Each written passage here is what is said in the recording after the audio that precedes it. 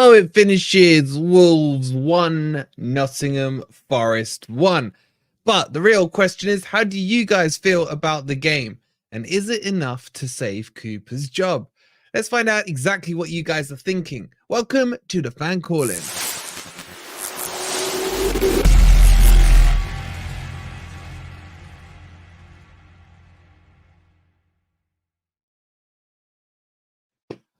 Welcome to my favorite show of the week, where your opinions are the ones that matter and we get to hear them all. Hope you guys are doing well. If you want to join, the link is pinned in the chat. Esmunda will be co-hosting with me in just a second once his internet gets sorted out. But get your thoughts in the chat, and if you want to join backstage, I can already see loads of you piling up back there. We'll get to you in just a second. But Forest drew with Wolves. And what does this mean? Do we have more questions than answers, or do we have more answers than questions? Let's kick it off. Let me get Ez in first. And as Matt's saying there, you don't need, as long as you got a microphone, that's all you need. Don't worry about coming on kind of face if you don't want to. You're just welcome to jump on yourselves. As Ez, look at that dial-up connection is spinning on. Well, that's sorting out.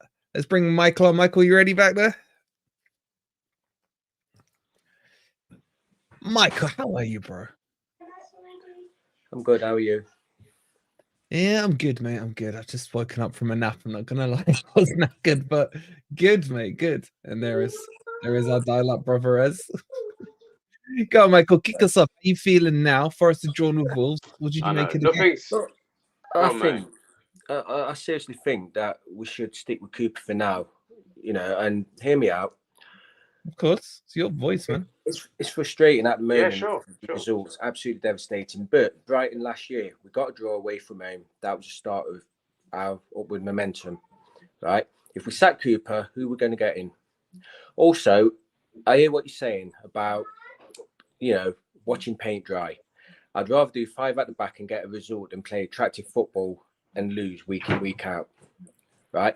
The thing, you look at the plays we've got.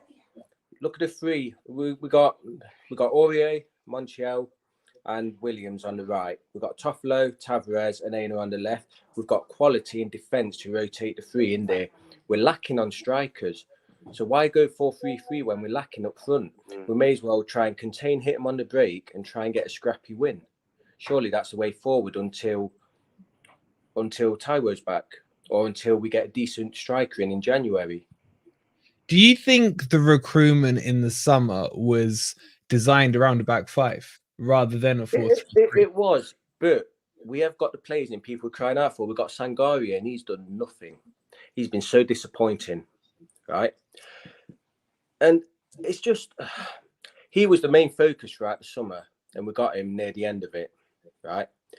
Now, it's just, yes, we could have done with a striker. There was still so many rumours. There was that Brazilian lad who apparently Forest put an offer in and he rejected us. A young lad, can't remember his name. I think it was, yeah. Yeah, but, you know, strikers are hard to come by. But what do? You work with what you got, right? Why play Wood and Origa when they're clearly no good? So why go 4-3-3? You know, why play that mindset when you haven't got strikers to finish it? But is it sustainable, Michael? Like this game was dry, yeah, and Wolves didn't play great either. Are you saying the way forward is we just low block our way to 17th, 16th again? What have we progressed with? Until we get a couple more attacking options in, we might have to. Now, you look at the team, right? The way it's laid up, we're a 5 at the back, right? We've got the pace there on the wings and the talent to get up and cause issues, right? We can play Gibbs White in his natural central position if we do it that way, rather than throwing him out on the right where he's ineffective. Sure. Cooper earlier on with Favourites FC was frustrating. He's gone against that. He's dropped Worrell. He's dropped Yates. He stopped playing his favourites. And he did listen to what the fans were crying out for, which was 4 at the back, 4-2-3-1, more attacking football. And it's not worked out. Now, you can't put all the blame on Cooper. I don't know how true it is, but I heard there was a rift and a bust up before the Fulham game. I heard that Aina was laughing and joking at full time at being hammered 5-0. Quixote was swapping shirts with a Fulham player. You know, Cooper had to drag him to the away fans to apologise for the performance. Who's going to care as much as Cooper? What manager is going to be as passionate about our club and wanting us to succeed? Is that enough, Michael? Is that enough? At the moment, with the squad we've got, you know, it's got to be until January. Why sack him now? But why wait till January now? So if say we have to make major changes in January, how long are we going to lay? Actually, let me ask you this question: do you think, regardless of today's results, not just about today's result, it's about the lead up? Even if you just take the last 3 games into the context of this debate here, it's definitely no 1 goal in 3 games. I mean, we've conceded how many? We've conceded 7 goals in that. Yeah. Personally, I put that down to Flaccademus. Well, you can't put same way we can't put. He's been poor. He's been poor. He has. Been I agree that. I agree he's not been great, but he's not at fault for every single goal we've conceded in that time. Surely not. Surely not for every single goal. No. No. So we can't pin it on one person, and that's not my point. My point is, if we don't make, do you think Cooper's gonna get through this sticky patch and still be here by the end of this season? I think if we get a result against Spurs next game, then they should give him till Christmas. You know, even if it's a battling loss, as long as we put a performance in and show this upward trajectory, there's momentum behind us. If we roll over and die like Fulham, then he should go. But the players have okay, so let me change your question. Let me change your question. Sorry, Michael. Let me just change your question a little bit, then. So what would it take for you to see a new manager come in? What level does it have to get to, or what situation do we have to get to before we decide to make a change? Or regardless, are you saying regardless of results, regardless of any improvement in play, we stick with Cooper come hell or high water? Is that the argument, or does there have to be? Does there have to be a time where we make that change? There has to be a time. At the moment, Cooper has done a lot in the transfer market, but how many of those transfers were Cooper's choice? How many was Marinakis pushing for? Who was after Sangare? Who was pushing for Sangare to come? Mm-hmm. But we were pushing both Cooper, in the summer. But both Cooper and the recruitment team wanted a CDM. Yeah, Cooper's first choice was Tyler Adams, and the club got Sangare, who put aside that he hasn't started as hot as everyone wants him to. Yeah, everyone was happy when he came in. Like, this was our marquee signing. Yeah. So I don't think on Sangare it matters who wanted him or not. Think of it as the position. We needed a CDM, didn't we? So yes, he hasn't hit the ground running, but irrespective of that, that position needed to be recruited for. Do you see what I mean? With the way Sangare has been playing, Ryan Yates can do a better job in CDM at the moment. Did he have a good game today, Yates? To be honest, I didn't see it. I was working. But I've gone on what I've read. I've read what Cooper said at full time. I've read what some of the fans said. Apparently, there was referee decisions went against us again, throwing what led up to their goal or something. Isn't that just yet again the I don't want to talk about the penalties, but I will talk about the penalties scenario. Yeah, possibly. But all I know is that if we get rid of Cooper now, who's going to come in? You see, with that question, go on. Go on, sorry. No, I was just going to say, I'm sure there's plenty available. It's not for us as a fan channel to give you the answers to that question particularly. We can give you options. We can say who we'd like, and that makes no difference. The main point is that's not our decision to be made. But you can't say there's not managers out there that could do a job at Nottingham Forest. I'm not even saying do a better job. I'm just saying that could do it. Come in right now and do a job. Because what I would ask you, Michael, on that point is, are you saying that there's no one available or can be gotten that's better than Cooper? Is that your stance on it? I don't think there's anyone available who would have the, who would put Nottingham Forest first, who would will do as much as possible to get the results. Cooper's doing everything he can for this club, and the players aren't turning up for him. Yeah, you're talking about it from a connection point of view. I'm talking about it Mm. from getting the best out of the players and getting results on the pitch. Because that is part of Michael. That is part of his job. It's not his job. Isn't just to be a cheerleader for the fans. His job is to motivate the players, and that's his most important job. You know, Speaking because of from that, I never thought I'd say this, but I think I missed Jesse Lingard. He was the biggest cheerleader. Michael, man, you were doing so well. No. Yeah. On the pitch. Right, where's the dump button? He was terrible. He was terrible on the pitch. In that changing room, he earned his money by bringing that squad I might together. accept. I might accept. We He missed probably. that this season. I might accept that he might have had more of a. Go on, carry on, mate. I think we've missed that in the changing room this season. Or there's you got Brazilians. They've got their little clique. You got the African players have their cliques. The homegrown players got their cliques, and it's like there's a divide in the changing room. You know, they need something to bring it all together. Probably bring Scarpa back with his Rubik's cubes to get them all clicking again. I don't know.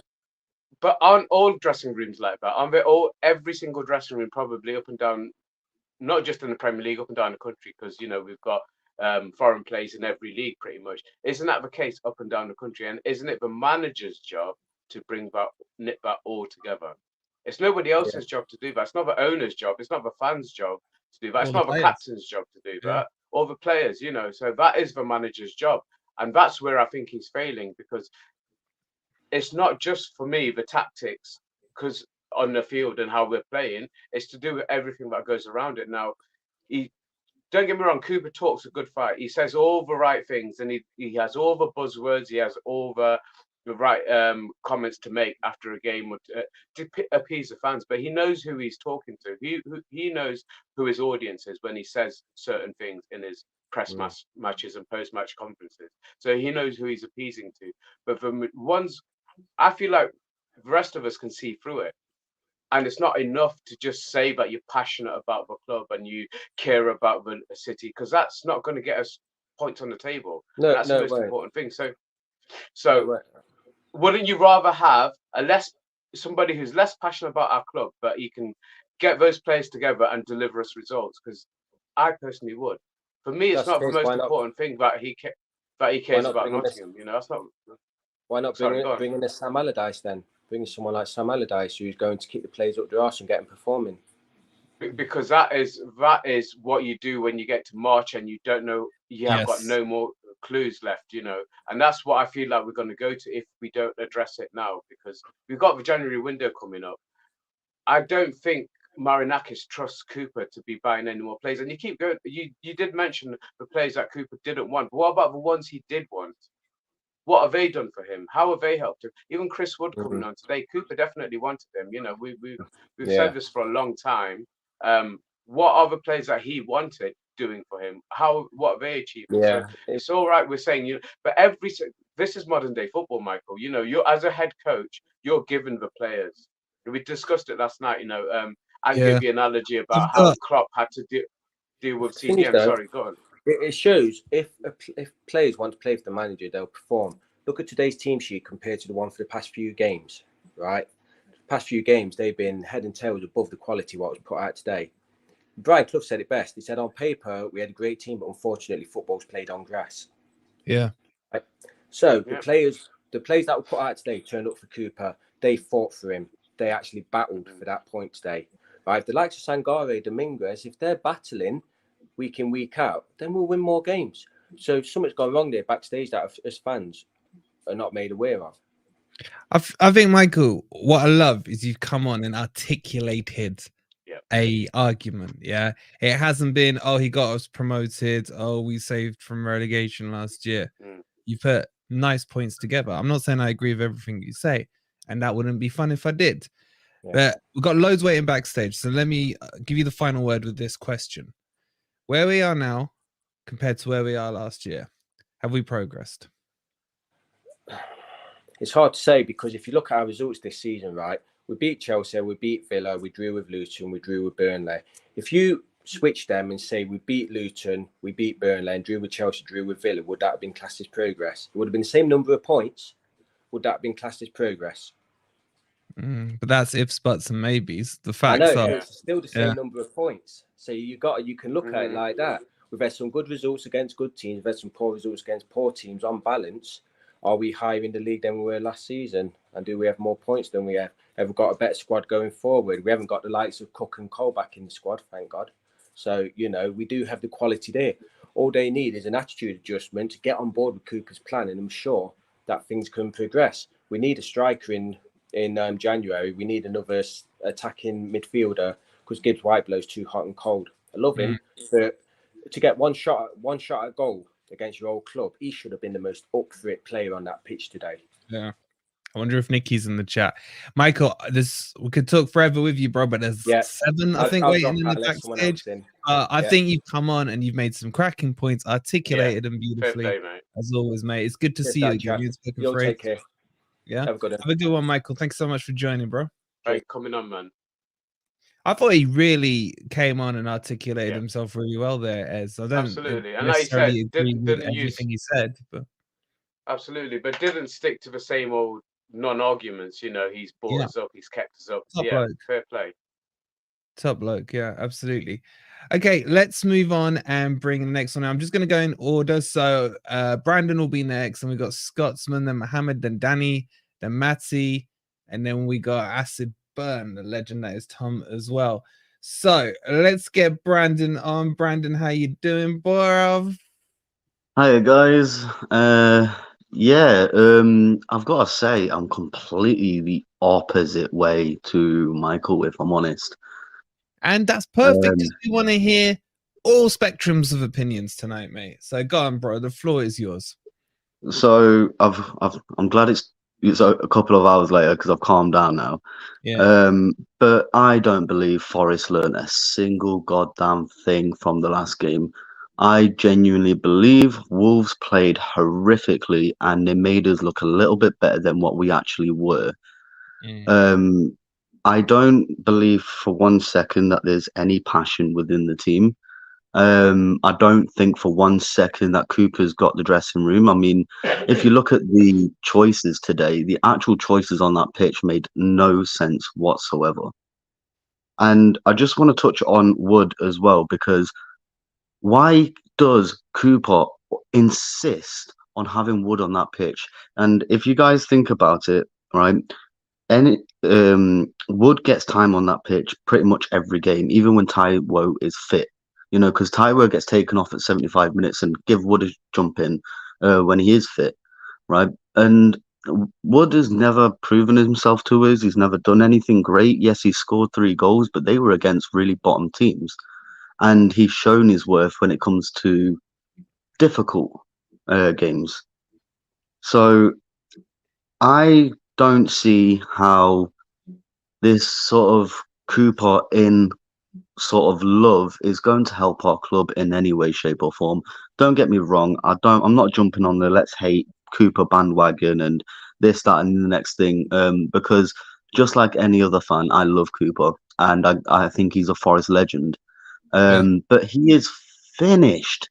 He is finished. I mean, there's not a thing that he can do with Forest at this moment in time to get us out of the rut that we are in. And if we continue to go down this road that we go down, we're going to be relegated. And then the happy clappers are going to sit there and go, well, at least we still got Cooper. That means absolutely nothing just because, it's Cooper. So if I was to put the opposite hat on against what you're saying here, do you see any progress in today's performance at all? Or do you see it more that the can's been kicked down the road? The can has absolutely been kicked down the road. I did see not better performances, but I seen a couple of players with a bit of fight in them today. But the performance itself was tragic. We couldn't string 2 passes together. We didn't want the ball. We scored 1 goal and then stepped off immediately and then invited the pressure. If we continue to basically step on Wolves' throat after we scored that goal, we would have never conceded and we'd have went on to win that game. But we stepped off and they And it completely fucked us up because we just invited pressure for so long, and you can only do that for so long before you naturally concede against the worst teams. Yeah, I think that's the best point you're making is, and I would agree with you on that. Forest took the lead, and instead of trying to assert themselves and push for a second, we went into the low block formation, and inevitably we conceded the goal. So I do agree with you on that point. I would say there was a little more out there today, a bit of fight, and I do agree Wolves didn't look great, to be honest, today. But yeah, what changes now? Does the can get kicked down the road, or does Marinakis still pull it? I genuinely think Marinakis still should have pulled the trigger after the Everton game, not even after the last game, because at this point, Cooper's reputation is absolutely getting ripped apart. And the poor man doesn't deserve that because he's been absolutely fantastic for us, and it's a pipe dream, isn't it? It's a pipe dream. Let's hope Cooper turns it around so we can keep the hero in that manager seat. Yet, over 2 years now, we've been playing boring ass football. And like what Michael said earlier, I completely agree. If the boring football leads to results and we climb that table, yeah, absolutely, I'm all for that. But it's the sheer fact of we play crap football and we concede. Our stats are gross at the moment. There is absolutely nothing where Forest look like they're shining in at the moment. And this to me is a huge point, and it's an actual pivotal point in the table. We still sit at 16th.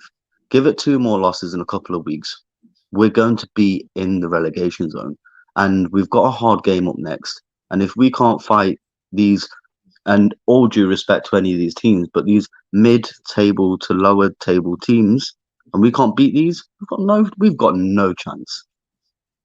It's a fair point, That's mate. the point, though, isn't it?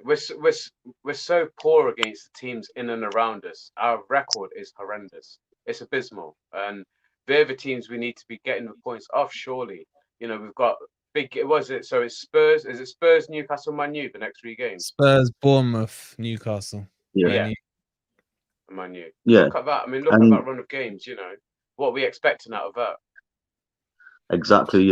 If the only thing we can pull is 1 point against the last 3 games, which were, Everton, Fulham, and Wolves, and we can only pull 1 point from any of that, where on earth are we in a few months' time? It makes no sense. Are you looking at this as a collective 3 games, the Everton, Fulham, and Wolves game, rather than just in isolation? Is that kind of how you're approaching this? Yeah. So I'm looking at the most recent games, right? Because it's very easy to fall into a trap that Forest did better than the last game, so Cooper's on the up and go. You have to look at a run of games and see where the team sits. There's not a chance in the world that people can look at that Wolves performance today and go, Cooper's got it in the bag now. This is where we turn around. Because Forest was scared of the ball today. It was embarrassing. It was just as embarrassing as it was at Fulham. Yeah. I think, as always, Brandon, you make solid points, bro. Again, we could talk to you forever, but there's more and more people in the backstage. So I kind of want to give everyone 2-3 minutes, get their points, and just make sure everyone gets a fair crack, bro. But as always, man, thank you for joining, Brandon. And I think you made some great points. And we'll speak to you again soon, bro. Thanks for having me, guys. As always, a pleasure, bro. All the best, mate. Okay, so we've added a Cooper in, a Cooper out so far. This is what I love, is just get all sides of the equation. We have no idea who's next and what they're going to want to say, and I think that makes it more exciting. And guys in the chat, if you're enjoying it, there's just under 400 of you in here, 54 likes. Please hit that like button. Make sure you're subscribed. Have your chat as well in the chat, and if you want to join, the link is pinned in the comments. You don't need to come on with a mic, just like Brandon with a camera. As long as you got a mic and we can hear you, that's the main thing. And there's Brandon there venting away. So let's bring on Chris next, who's next in line. Chris, how you doing, buddy? Good evening. How's yourself? Yeah, good, mate. Good to speak to you. Yeah, too. Great show and a good channel as always. Thank you, bro. I think really it's time for Cooper to go. This argument about he loves the club and except that's why he should basically stay in situ. Kerry Dalglish loves Liverpool. That didn't stop Liverpool sacking him. So how long does that ticket keep Cooper in the job for? And you look at it, I think you were actually too polite when you said 3 points out of 9 games. 1 point. 1 point. Sorry, what 1 point out of 9 games? That's 26 points missed out on. Mm.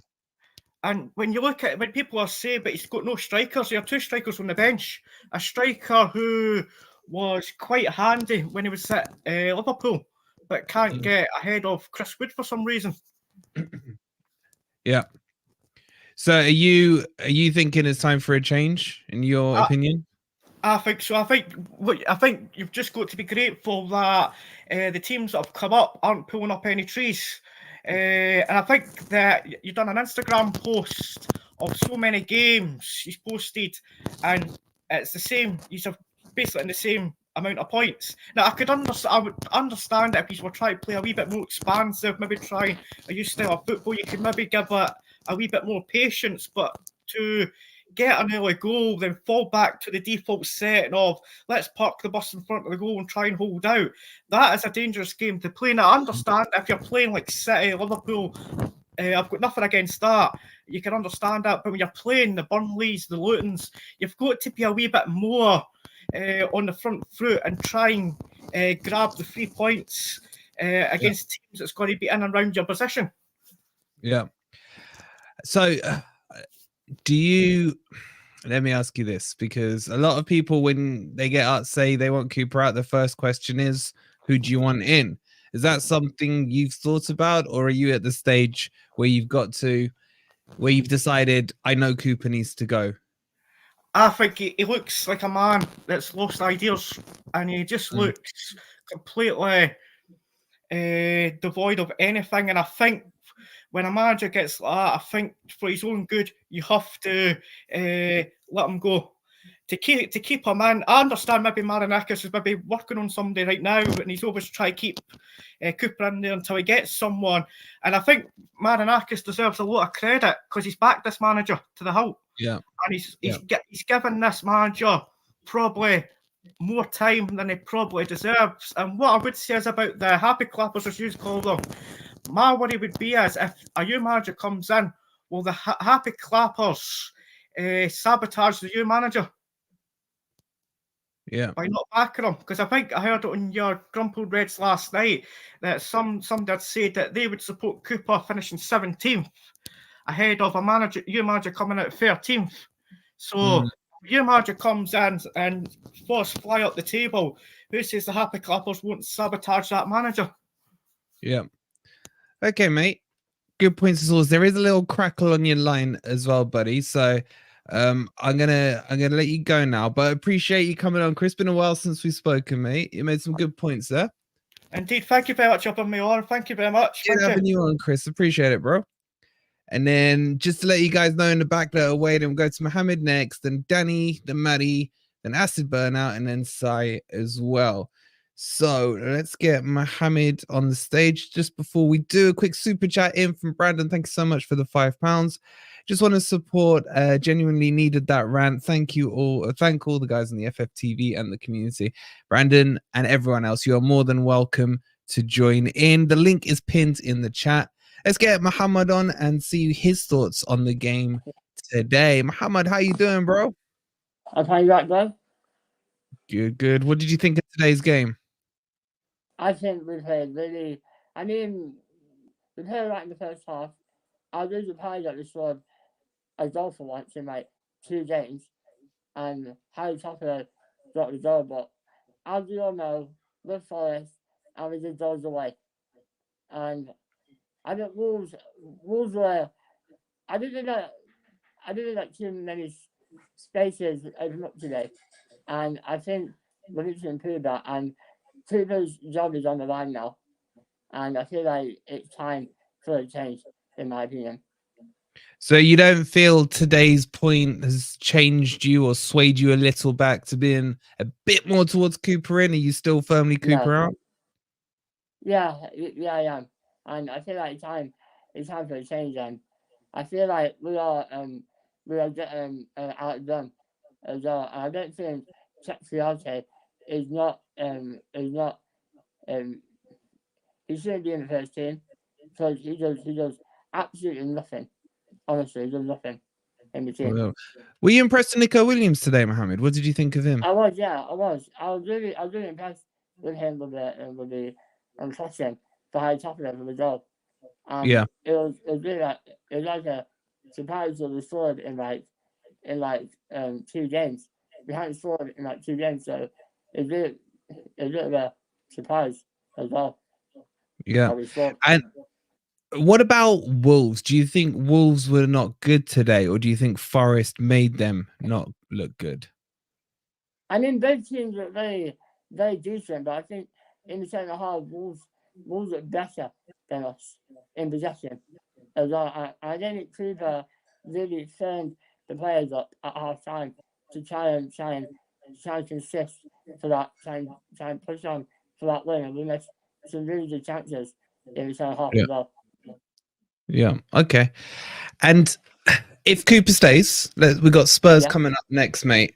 How do you see the Spurs game going this Friday if Cooper's in the dugout? Back at the City Ground, under the lights Friday night. Do you think there's a chance?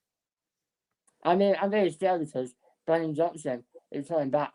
Yeah. So if he scores against us, that should be heartbreaking. Honestly, it will be heartbreaking. And I feel like obviously, it's a City ground. Any team can just crumble up there. So if we get a good handful game again, if we beat Tottenham, beat Bournemouth, and then we get a shot result at Newcastle and beat Manchester United, then maybe we can get back into the top 10 and then fight for European football. I love that you called them Manchester United, bro. You made my day. I know, that's so rubbish, aren't they? Yeah, losing to Bournemouth today. Yeah. Okay, mate. What does your gut instinct say? Does Cooper go or stay? Come Monday, shall we say? Is Cooper still in charge? What do you think? I mean, it's up to Nine what he wants to do, and I feel like Nine will have a choice to make: either give Cooper one more game to turn things around, then sack him, or sack Cooper and getting maybe Antonio Conte or getting someone who can really firefight and push us up the table and away from this relegation fight again, because it's our second season in the league and we don't want to be in this situation again. Yeah, spot on. Mohammed, as always, you make some fantastic points, bro. Love having you in as always. Appreciate your support. We still got loads of people in the back chat, matey. So I'm gonna get those on. Thanks so much for coming on, bro. Come on, you Reds. Oh, guys. Cheers, Mo. Okay, so a lot of interesting points chat coming up from the guys on the backstage. Just gonna get to Danny in just a second. There's about 3 spare spaces in the green room at the back, so if you want to join, you're more than welcome to. The links pinned in the chat. So get on, have your thoughts. Have your thoughts about the game, about the manager, what you think's gonna happen in the next week, and we're gonna get Danny on and get Danny's thoughts. Danny, how are you, buddy? All right, not too bad. Conflicted. I'm very conflicted at the moment. Talk to me, Danny. What's conflating you right now? I'm conflicted because I'm definitely not a happy clapper. I'm a realist. But I remember Gary Megson. So I know how bad it can be. And what I don't want is for some just journeyman, personality-less, mercenary to come in for a paycheck who doesn't care. Yeah. However, I also get unbelievably frustrated by Cooper constantly. Wood drives me crazy. I cannot believe that he's still even in the conversation. And frankly, there was no reason for him to come on today. The minute he came on, he literally headed the ball back. Did you see when he headed the ball? He got given the ball up front and he headed it back to them. 1-2, mate. 1-2. God, it just drives me crazy. He drives me crazy. He's not a footballer. That's it. And then other things that drives me crazy is I said about it last time, the Morgan Gibbs White situation, and it's just, again, he's just not. He doesn't think. He's just rushing, blah blah. But here's my contention, boys. I think that Cooper has grown up, has been educated in football to play 5 at the back, right? It's just his comfort zone. It's I agree with that. under. Right. So I think today, Nico Williams was outstanding. Yeah, agreed. That was very interesting to me because I'm like, okay, he looks like Nico Williams, but power boosted. Yeah. I haven't really seen, I think it's his best performance today I've seen. And then I'm thinking Mangala, I have to say, I think that was one of Mangala's best performances. Quietly, but he was awesome today. And he didn't put the Fulham shirt on at full time. And he didn't put the Fulham shirt on. Yeah. but I guess the reason why I'm so conflicted is because maybe I think he's probably gonna just switch to 5 at the back now. But I don't think he's gonna go. I don't think he's gonna go on Monday. For all the noise feels like he's sticking around for a minute. So if I hear you right, I'm going to try and put some words in your mouth here, Danny. Go ahead. You're conflated because if I use the phrase "the fear of the unknown," is that what's kind of scaring you at the moment? I'm conflicted because there are elements of his character that drive me crazy, but I also love him, like we all do. I've 23 years in purgatory. It will make you love anyone who pulls you out of jail. Yeah, right. Who frees Fair you, play, right? yeah. And that's what he did. Like it or lump it, that's what the guy did. Yeah. So that's one of the reasons why I'm conflicted. The other reason is that, I don't know. We don't know. It's the unknown, of course, because how many awful managers have we had over the years? And even the good ones, like even someone like Montagnier, so boring. Just as a person, as a character. All right, fine. You play amazing football. I don't know if Unai Emery is amazing as a character. I don't really care, but there is something magical about Cooper in terms of the way he's brought the fan base together, and that is important. That is a football club. But hasn't that kind of like clouded people's judgment as well? But they're not judging it on the football anymore. They're judging it on the character of a manager, and that's not the be all and end all of anything, you know. You're right. So isn't that conflating? Yeah, exactly. Yeah, so that's conflicting. Sorry, conflicting in terms of what we want, and this is where the term has come from. You know, are you backing Nottingham Forest at all costs, or are you backing Cooper at all costs? Because we've mentioned the comments about would rather finish 17th with Cooper in charge and finish 13th with another manager. Or so where are you with that? Is that your thinking? If a new manager came in now and you could guarantee you a higher finish, or you could stick with Cooper and you'll stay up, but you stay up by the skin of your teeth, it'll be a relegation fight till the end of the season. I mean, what would you take, and what is your thinking behind it? I hear you, Ez.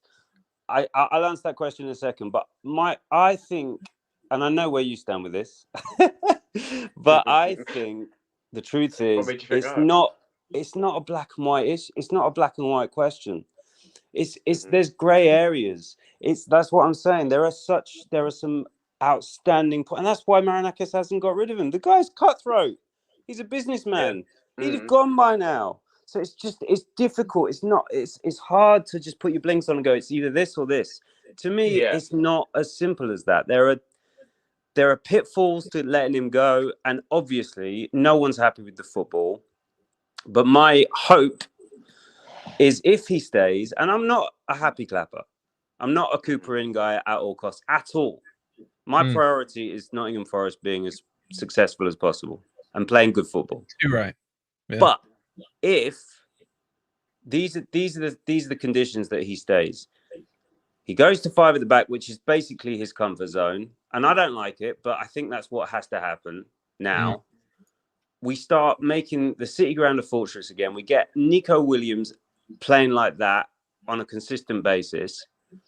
We get Mangala in the middle. We somehow wake up Sangare, who seems to, I don't know how much, is he smoking? What's going on? What's happened? Both of you. In fact, I want to know. Because, no, Wolfie, you were all about this guy for a long time. Tell me what's happened. I will use the example still of Lodi. Like this time last season, people were hanging Lodi up to dry. Yeah. And we said to you guys, Lodi is a quality left back. He's come in, he doesn't speak a word of English, doesn't know anyone. Remember back then we didn't have the whole Brazilian cohorts that we do now. So it's the same with Sangare, mate. Sangare has come to a new country. I don't know if he's over this virus or what have you. And the most important thing for me is he's being played out of position.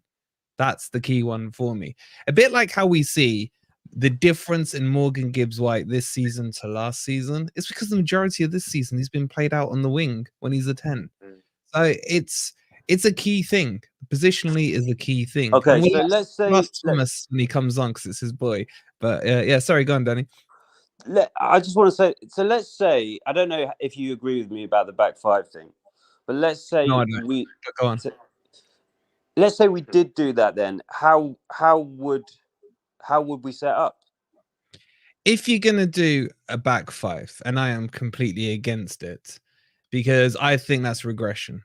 I'm not advocating it. I just think that's what's going to happen. I know what you're saying. I agree with you. Cooper can only play a back five. That's his limitation. Yeah.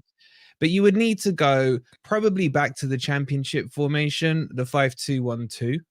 And then you would play that to maybe Mangala and Sangare as the two, put Morgan Gibbs-White in front of them. And then I don't know what you do up front, to be honest. But you're going to lose the wingers. That's the problem he's got. You're not going to be able to play Callum Hudson-Odoi unless you're playing him or as a false nine. We purchased Alanga and Hudson-Odoi to play with four at the back. Basically, I think the owners said, I want four at the back this season. That's it. And so that's why. But we can't do it. And we've had injuries. But we can't do it, or Cooper can't do it, Danny. Well, yeah, I don't know. I guess Cooper can't. Well, it's obviously not his comfort zone, is it?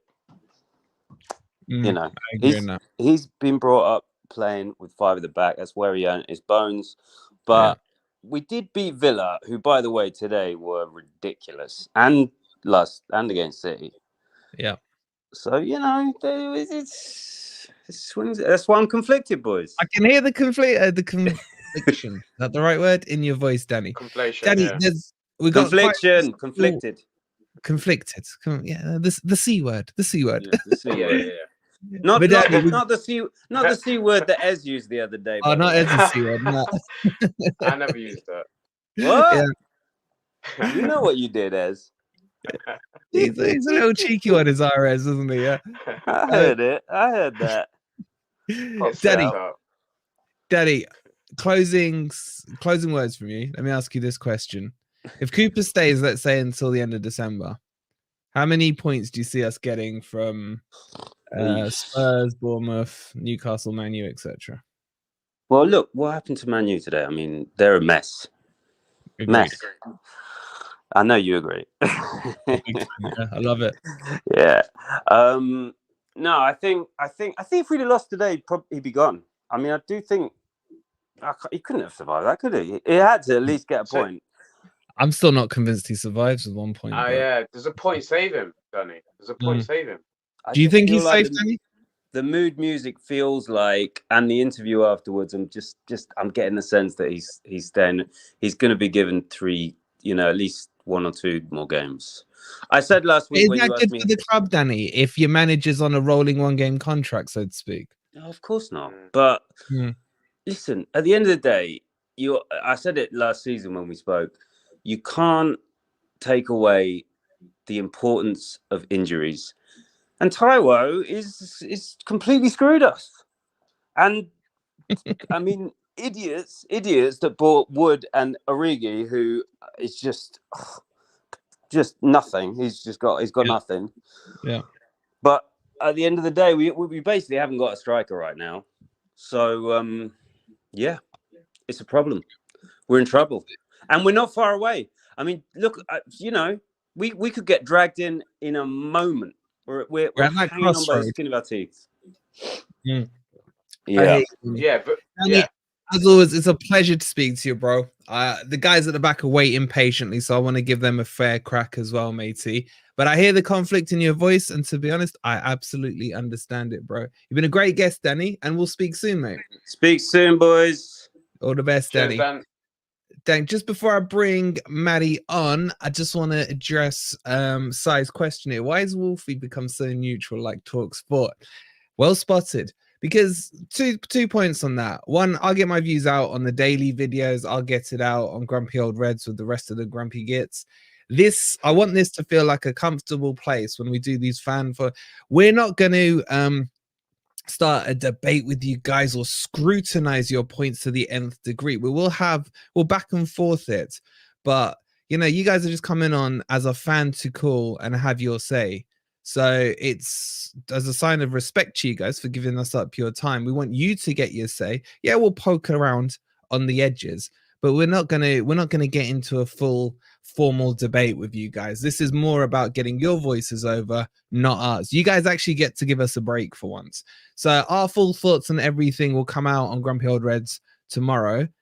So if you want to hear what we're thinking about the situation, tune in tomorrow night.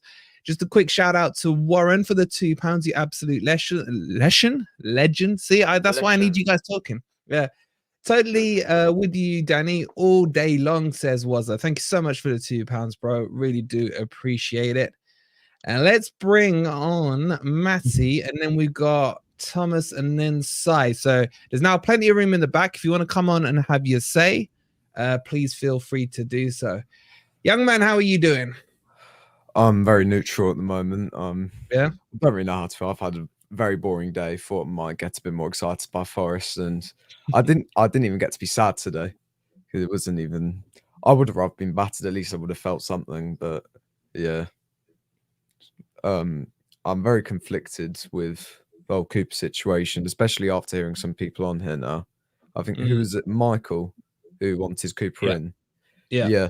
Now that I've thought about what you said, like maybe have some of the games with the bigger players like Sangara, have them out for a couple of days, fix their mentality, or not days, games, and then bring them back in slowly. So sort of sacrifice the short term for results later, and potentially even play like we did against Burnley at the start, where we were sort of more, as you said, Brazilian style, more up front, more attacking. But at the same time, like he could very much just fall out with the players and not talk to them again. That's what he's done with Bardet, O'Brien, countless other players. The whole team's worth, Yeah. What's saying that he's not going to do the same with Sangara, Dominguez, Einar, all these players that we know are quality and could make it in a mid-table Prem side. And what's saying that he's not just going to fall out with them. And then at that point, we're just going to favour the worst players who, yes, they'll fight, but we're using worse players at that point, like Koyate, who I think was, I know you said he wasn't great today. I thought he was solid, but mainly because he fought. And you haven't seen... I didn't think he was great, Matty. It's just, I guess the better way to put it is he really the answer to our problems? Do you know what I mean? No, he's not. That's the thing. Yeah. Like, he fights, as I said, but he's not, he's like 33, he's past it, and he doesn't have the quality to get a side into the top 10. Meanwhile, you have Sangara, who can definitely say he can be in a top 10 side like Brentford or someone like that, very easily, and be one of their best players. But he doesn't seem to gel with the tactics. And I think if Cooper can get some authority over him, be like, look, you're not safe in this spot. I don't care that you bought 30 mil. And that's fine. But like, he might not do that. As I said, he might just fall out. And then you're stuck with Koyate, Yates, who will again fight, but won't have the quality. And then it's just a continuous spiral of falling out of players. And then you get into a spot like this again. And then you're wondering, should you sack him or shouldn't you? So I can see the sides for both a bit more now after he said that. Before the stream started, I would have said, just get him out. Yeah. Matty, you need to read the comments afterwards, man. All I'm seeing is Barry White all the way down the comments. He could do the intro trailer for movies. They're absolutely loving your voice, Matty. Yeah. I've been told Again, that. so you're quite similar, aren't you, to the previous caller, where I feel like you're confused. Not confused, but conflicted. Yeah. Right? I think Is I that how blame you Michael on feel? that because before this, I was telling my dad that I can't see him getting us that. I can't keep it like see him taking us higher than 15th. And the argument that he can maybe fix the players by taking him out of the team for a bit has made me think a bit more. But at the same time, he could not only fall out with the players, he might not even try and appease Marinakis by playing good football. He might just play low block, even if he brings Sangara back into it. So at that point, what do you do? And I think if you're going to sack him now. And if you don't, well, then just hope he doesn't take us down, and we'll see what happens. Is that Matty, it's interesting. Go on. No, I was saying, Matty, it's interesting from your point of view because I think you've mentioned a couple of times in the chat before that your dad's of the opinion he's a Cooper in, and you've been on the fence, and yeah. So it's fair, I mean, he's not obviously, as far as the relegation, he'd be happy to have Cooper in. He's not like that. He said if we are like bottom of the league, then of course get him out. He's not a Cooper FC fan necessarily, but he is a Cooper. He's a bit more like Michael in that regard. I haven't heard anyone say that though. He hasn't said anything like that, and that has changed my mind a bit more. So from your point of view, as being of the younger generation, definitely not seen this in the Premier League. I assume your dad has before, but oh yeah, he was there for Champions League days. Yeah, so you being of a younger generation, you haven't got that. Not saying affinity, because we've all got some sort of affinity towards Cooper, but you're not so sucked in by it. Is that? I don't know if that's the right term, because I don't want it to sound like that. It's just I do feel it's cultish, and that's been my argument all along. That we can't see when you can't see the wood for the trees sometimes. Pardon the pun. But you're of a younger generation. You're able to detach yourself from that. You're able to detach yourself from that mania in a way. Yeah, that's my first argument with Cooper in fans is that, and like say I'm not a proper fan or anything like that. If I could pick any manager who would guarantee us like Champions League spots, for example, first pick would be Cooper easily. In the perfect world, choose a manager, I'd pick him. But we're not in the perfect world, and I can't see him doing that. If he gave us better results, I wouldn't be complaining about him, but don't like his style of football, and he's not getting us results. So that's why. The question I was going to ask, based on the back of that, is, unlike me, when I grew up, I was the only Forest fan amongst all my mates are all Liverpool fans. That's why Liverpool are my nemesis. Right. So you're not got loads of Forest fans around you. I'm hoping you've got one or two of your age range. I just wanted to kind of garner what their expectations are, and if there is a split, because it seems to me from a lot of the comments that I see, the younger generation are actually more ready to try something new, whereas it seems some of the older generation are kind of stuck in their ways and they want to stick with the status quo, and is almost fearful of change. So where is it from your point of view? Are you up for there being a new change, a new challenge, and try something different? Would you take that risk, even if it was?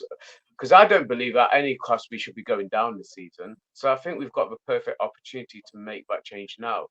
The other side of the argument is it's a perfect opportunity to stick with Cooper and give him that chance to rebuild. But I just can't see any progression coming from last season. So where do you stand with that? Well, thing you said about Forest fans my age, I don't have any. I completely live in London, so I don't have anyone my age. It's just my dad and my relatives from up north. Yeah. But yeah, for my expectations, it would be less, but Marinakis has spent so much money, and I think he deserves better. I think the fans deserve better because we've been in the Championship 23 years. I've not been alive for all of that. I was born when we were still in the Championship. I'm glad you said that. I thought you died and come back to life or something. Yeah, but I've only experienced Championship football until the last year. Yeah. So I've never experience it. But obviously, I want my club to do well. I've supported him my whole life. I've never been a full football fan really until around lockdown, really, where we had that good run, and then Stoke City made us all cry. That's not yeah, no, that's what I'll say about that. But I think when you have an owner that backs his manager that much, he should have better expectations, and he deserves to have a club that's higher up the league rather than 16th. And to say we've progressed, I think, is a bit pathetic because we're on the same points. Like, yeah, you can say results against Aston Villa, this and all that, but if you're on the same points, then what's the point? Yeah. And It's progression, yeah. it's not just progression, but we haven't spent anything since then. We spent 100 million since then, and if you still see that as progression, it's very minimal progression for how much money we've spent. It's like the Chelsea thing. We could spend 1 billion and we'd be around the same position as them. So yeah. All right, Matty, I've got poor old Thomas. He's been waiting for ages. He's been waiting so long that he's gone out for a joyride or something. Yeah. I'm going to get him on next. Matty, as always, it's good to hear. Please read the comments back and you're going to crack up for me. Yeah, you're a legend, mate. And my sister's annoying me now, so I'm going to go deal with her. All right, see you in a bit. All right, cheers. All right, lady, have a good night. I'll see you later. Right. Just before we get Thomas on, poor old Thomas, thank you for waiting, Thomas. Owen with the gifted membership, and I did see it go to Pricey, who has thanked him already. Thank you so much, Owen. You're an absolute legend, bro. We love you. And James with the $10 came here from Blue Boys Network. Big up, Mike. Big up, Mike. Indeed. Trust me when I say this. Get rid before it's too late. We stuck with Frank because he, in quotes, got the club and was a good guy. It almost relegated us. Don't wait. It's amazing, isn't it, Ez, when you start seeing these outside opinions. And thank you again for the £10, bro. And big shout out to Everton Mike as well. But let's get Thomas on. Thomas, thank you for being so patient, bro. How are you? We haven't spoken in a while. No, it's all good. Yeah, I can't stay long. I've started driving to work. That's why I've got in the car. I pulled over to talk to you quickly. So I've never really been Cooper in or out, but like, and I believe we'd stay up if we stayed with him this season. But are we just gonna next season? Are we gonna get to the point where we're gonna have to wait for the backing of the owner again to go on a good run? And like, is this just gonna happen every season?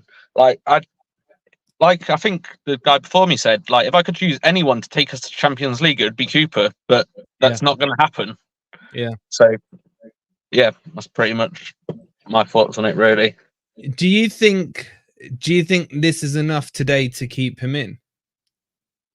I think it will be, and I think we will possibly beat Tottenham because they play a really high line, and that sort of suits us. Like Villa. But if Bournemouth... Well, I mean, Manchester United are a mess, so I can't really say if Bournemouth play like they did today, we'll win, but that we'll lose. But yeah, I think we possibly win against Tottenham, and then you never know, against Bournemouth could win again, and then I don't know, like, you can't really sack him after that, I don't think. But like, is this just going to happen every season? Have to go on bad runs to wake everyone up to go on a good run again? Yeah, it's kind of like when your dad warns you, innit? Do this or you're getting a beat down, and then you suddenly buck up your ideas for a week or so.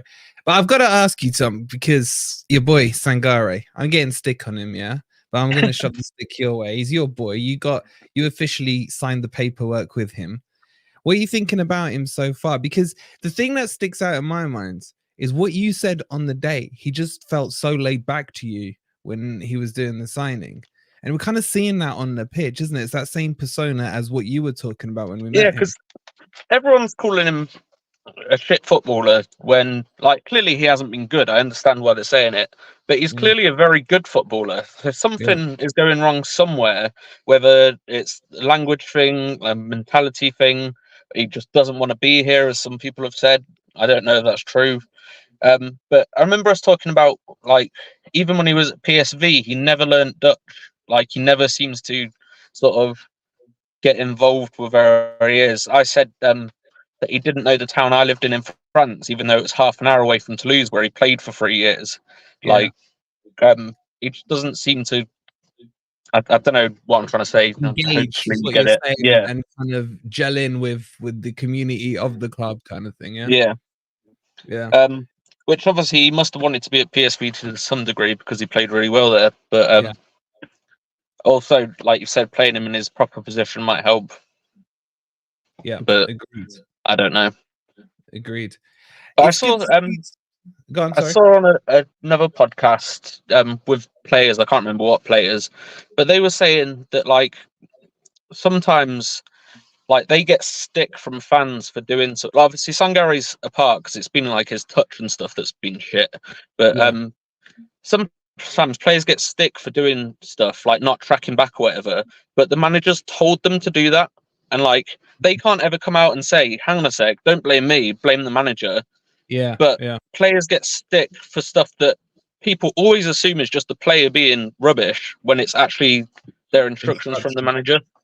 Yeah, that's a good point because we saw that with Brendan Johnson last year, where he was told to hold higher up, and he Yeah. was called out for not tracking back and helping with like Serge Aurier, etc. at right back. But yeah, I know you got to get to work, matey. It's good to see. It's good to see you still remember us. You know, now that you're officially, you know, part of the Forest squad, mate. So thank you for remembering us, small people. No And worries. safely, mate, and don't leave it so long before we next speak, huh? Catch you again soon. Yeah, good to See you speak soon, to you, buddy. Thomas. I'll see you later, mate. Bye. Guys, I just want to Okay. apologize because every time you switch a guest out, it just logs me off. I was stuck listening to Matty shouting at his sister for the last 10 minutes, mate. So keep switching me out. So I'm going to log out and log back when you get the next guest in, okay? That's why. Yeah, okay, cool. All right. Actually, it might work now. Go on. It might work now. All right, let's see. Might work. Let's bring Stony on. Oh Stony, God! how are you? Hello, I didn't realise I was coming on. You're peeking your nose. There he is. No. Just before you start, Stony, Chris wants to know: have you got Old Spice behind you, as? No. No Old Spice. Sorry, There guys. you go, No, Chris. no You Old got your Spice answer. here. But everyone wants to know Cooper in, Cooper out. Chris just wants to know if Ez has got Old Spice. Go on, Daniel. I've got for it. Chorus, so.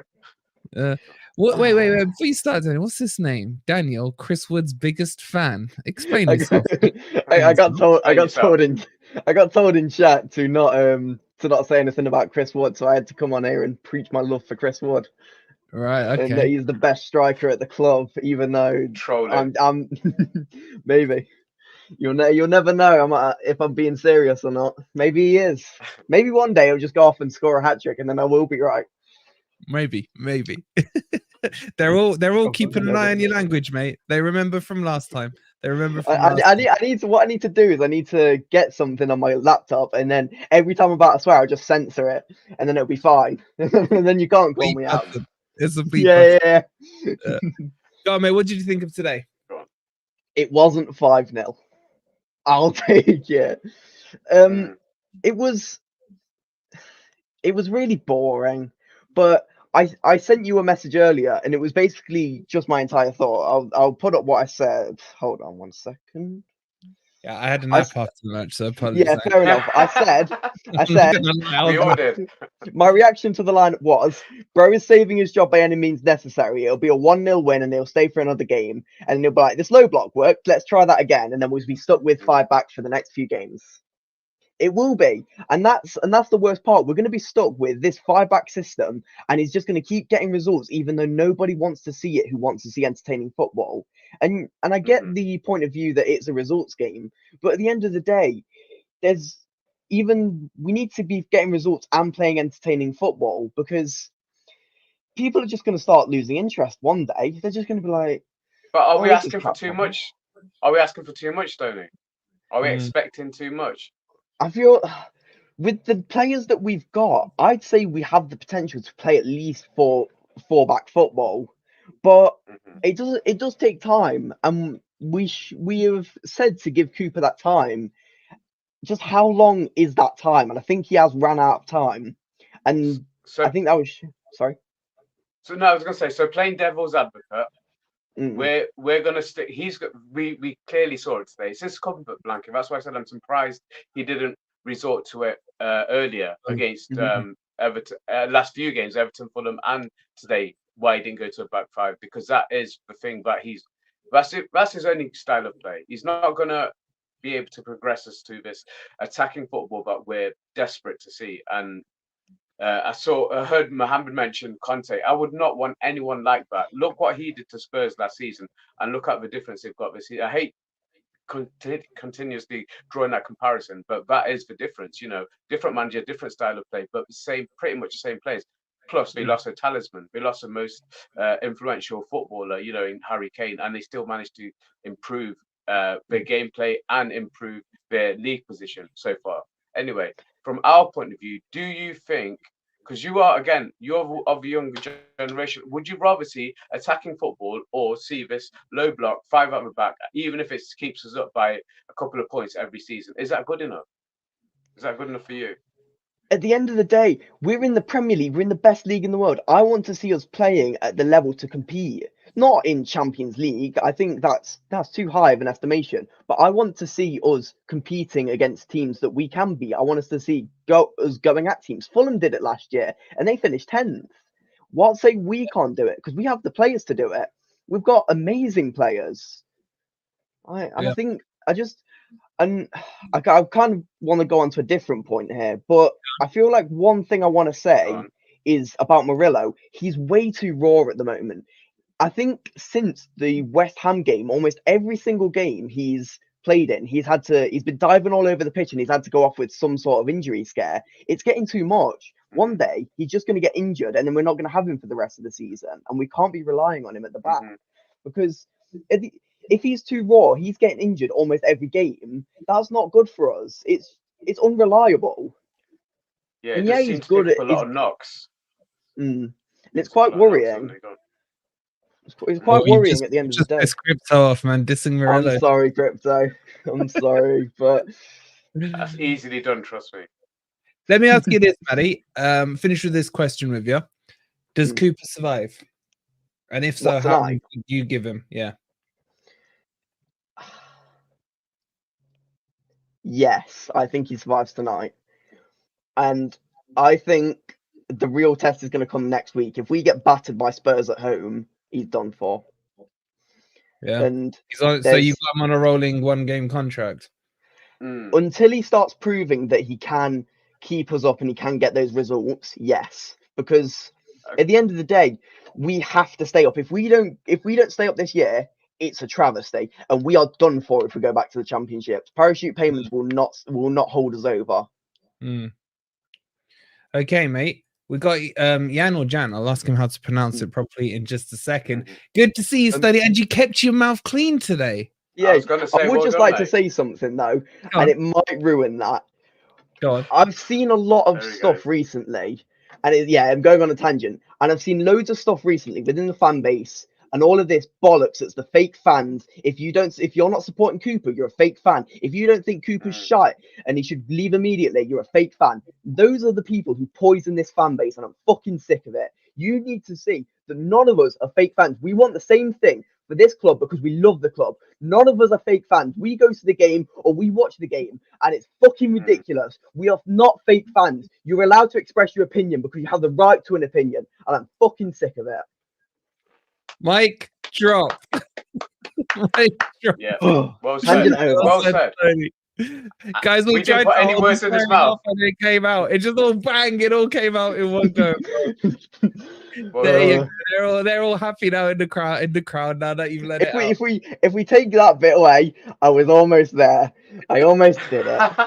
50 quid in the swear box. It's always good to speak to you, Stony, bro. Have a great evening, and we'll speak to you soon. Yeah, look after yourself, bud. I will do. Good to speak to you, lads. See you soon. Take care. You're right. There you go, chat. There you go. He got it out. The system just blurted out. You gotta love him. You gotta love him. All right, let's bring on Jan. Is it Jan or Jan? How are you, bro? Jan. Jan. Even better. I like that. It sounds. I'm from Sweden. Fantastic. We've got Forest all over here. How you doing, bro? And what's on your mind? I have been a supporter since 1975, so it's a long time. Good man. I hope you understand my English too. It's better than Ez's, so you're good. I think the problem was in the summer already. Yeah. Because they didn't get any attackers at all in the summer. So you think the recruitment needed to be better over the summer? Maybe another striker or so, yeah? Yeah. And I write articles for the Svenska fans in Sweden about Nottingham. Ah, fantastic. And in my article, I say that we got rid of Sarich, we got rid of Dennis, and Ayew. I think that those three are better than the two we have now. Yeah, as in behind Taiwo, yeah, as in Wood and Origi. Yes. So would you rather have seen Sam Surridge stay with Forest? Or yes, I would love that to say. It's an interesting question because I've heard this week quite a few fans talking about that. But would you go as far as say Ayew was good enough, Jan? Maybe not. Maybe not. Ayew is so. But I think Dennis did a few matches really good. Yeah. Do you know? I want to ask you. Do you know if Dennis is on loan or is he sold? No, he's on loan. He's gone to Turkey, isn't he, off the top of my head? Yeah. Would you bring him back? Why not? That's a fair point. I would as well. We need some extra firepower up front, 100%. But Jan, would you bring him back with Cooper still in charge because Cooper doesn't play him? That's the point. But if we get sacked Cooper, we must have a manager that can improve the team. And we don't know what we got. We know what we got, but we don't know what we have after. Yeah. Mm-hmm. Where are you on the whole Cooper debate, Jan? I'm little. Would you make a change? I'm not sure. Some of me want him to stay, and some of me want to get rid of him. But if we get a new manager, we must get a new manager that can improve the team, and we can go up in the table. Yeah. Interesting. Okay, and then thoughts on today's game. Were you happy with the point? Were you happy with the performance, or do you just think it's kind of kicking the can down the road a little, mate? The team that played against Fulham, it was a disgrace team. Agreed. They didn't run when they lost the ball. And this team, okay, they didn't play the best football, but they work hard and they deserve a point, I think. And but sorry, go on. I'm a little disappointed about Sangare. I think he could be a real class player if they use him in the right position. Yeah, fantastic. All right, matey. Is there somewhere? My voice is going. Is there somewhere where the guys can find these articles you're writing, or is it in Swedish? On Svenska fans they can, but I write on Swedish, so you must translate it. You must translate it. Well, once you're back in the chat, chuck it in. I'm sure there's some Swedish speakers in there. I think what I love is how wide-reaching Forest is, and that we got fans in Sweden and the rest of the world. But it's been an absolute pleasure having you on, buddy. You made some great. Can I ask you one more thing before I go? Yeah. How about Potter? Is he the right man for the team? What do you think? Potter could work because he's done a similar job, hasn't he? Where he picked up Brighton when they were about 17th after Houghton, and then eventually raised them into a top 10 team. So you could see that being a project thing for him. Whether or not, gone. I think about what he did for Östersund in Sweden. He took them to Europe League quarterfinal with mediocre players. Yeah. So you think he'd work well at Forest? He can do, I think. Yeah. It'd be a good shout. Whether or not I'm Production. convinced he would come to Forest is a whole other Mm. debate. But yeah, Yeah. well, we'll have to wait and see. We'll have to wait and see. You know, Nice talking to you. yeah, it's Great to talk fantastic to you, talking to Jan. you. Keep following You the Reds. Reds. We'll see you soon. You Reds. You Reds. You Reds. We've got 1865 Red with the £2 donation. Thank you so much, bro. Gotta go. Have a good night. Have a good night, matey. Thank you for joining and being in the chat, bro. And we've got one of the best looking beards I've ever seen in the backstage here. And we're gonna bring him on.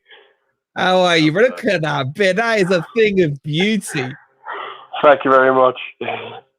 How you doing, bro?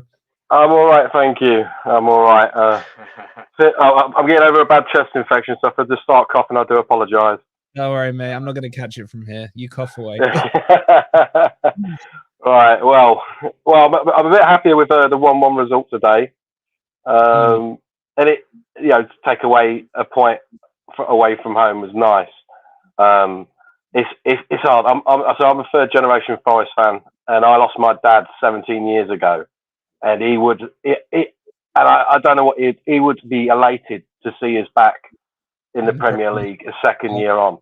Yeah, he would be so happy, and the thing is, I think because I want us to stay up more than anything, because it's been I've spent most of my adult life with us in the Championship, and I remember he'd tell me about when they brought the European Cup through my hometown in Grantham and everything, and it's been fantastic these past 2 years, and it's been hard because with how the last 10 games have gone for us, it's not been good enough, but there's multiple reasons as to why, and and at times I do feel like Steve Cooper makes the wrong decisions, but I don't think it's all on Steve Cooper.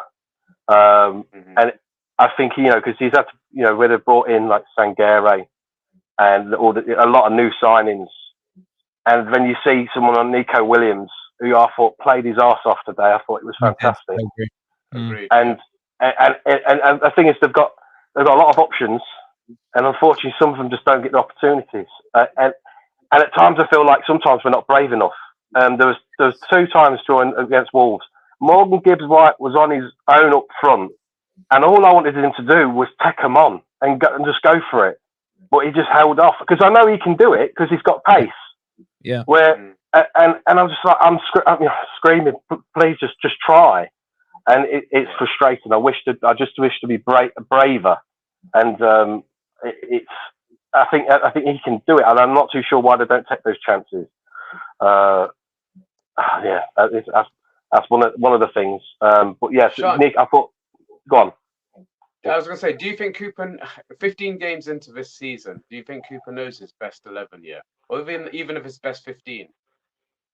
That's the thing. I don't think so, because there's been so many rotations. I think certain players have really, when they've stepped up, and a few of them stepped up today, I would want to see against Spurs. I want to see Nico Williams starting again.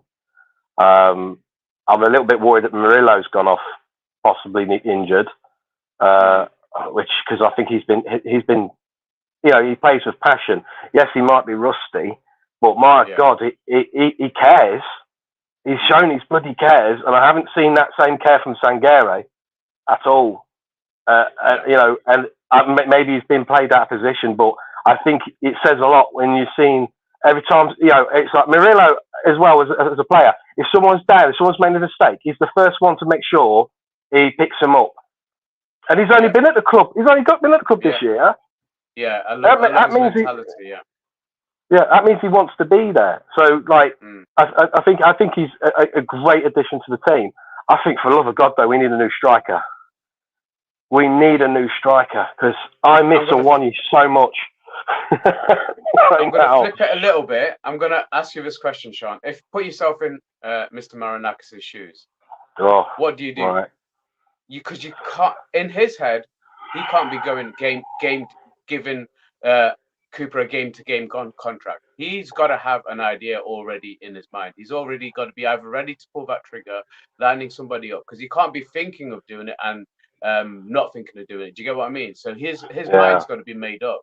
Where would you be if you were him? or where do you think he is? Put yourself in his shoes, taking your feelings out of it. I mean, I understand he's going to be frustrated, but I think he's got where I think you asked the question: does Cooper have his starting 11? If you bring in a new manager, he's not going to have his starting 11, and then he's going to have to experiment. He's either going to have to just do what Cooper's been doing anyway, or he's going to have to play a completely different team. I'm not too sure what they're going to. I mean, Marinakis, he could sack him and bring in someone, 100%. I mean, but I don't know if we're going to see like improvement straight away. I think regardless, I think that I think it's regardless. The players on the pitch have really got to put in the effort. As to Marinakis, why have I spent 30 million on you? I think that's another question that should be asked. So it's hard because I think Cooper cares. He showed, he cares about it, and I think that can go a long way.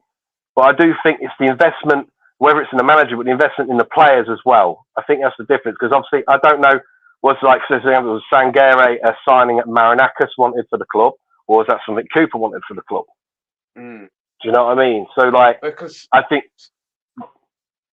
we're coming into January, we all agree we need a striker. Minimum, we need a striker. I would say another a winger as well, to shake it up a little bit. So would you trust that acquisition under Cooper, or would you bring in a new manager and give them the opportunity to choose the players that they need? Because we're looking at it from a point of view of the way we're playing right now. Either way, we need a striker. There's no doubt about it. We haven't got backup. We haven't got backup for a while. It looks like he's going to miss the tournament as well. So he's going to be away either way with his injury. So who would you trust with the money? Would you trust the new manager? Would you trust it with Cooper? That's the thing, right? I mean, obviously they've got I mean, there was interest in a Brazilian striker. Was it last transfer window, and it didn't quite work out. If they was looking at bringing him in, I mean, because just Rainforest, it might be a good shout. So my little one is a little bit upset if you can hear her in the background. Where you had Cooper, he obviously brought AU in, and that didn't really amount to anything, did it? No. And then you had someone like Dennis, who did have good matches. I remember his goal against Newcastle. I thought was fantastic. And then then he disappeared. Yeah, I agree. And so it's a tough thing. I don't know who we could bring in. When the transfer window comes in, but it has definitely got to be. I think it's got to be a mutual thing between Cooper and Marinakis. I think they've got to try and the scouts have really got to find someone who's going to suit Forest. Someone with pace, someone who can run. Not someone who's going to get the ball and pass it sideways when they've got two to take on. I want to see someone who would take two players on. That's what I want to see. I hate it. Every time we're up there, put a ball in. No, we pass it back. And then we lose possession. And we see that. I see that a few times today, and it's driving me mad. Just some more bravery would be nice. And that's what I want. I want to see a striker who's got pace, who will get behind defenders, and they'll put a ball in, and he'll get on the end of it.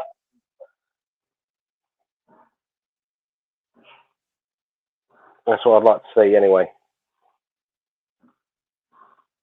Bless you. I don't know if you caught any of that. Sorry, I can't hear.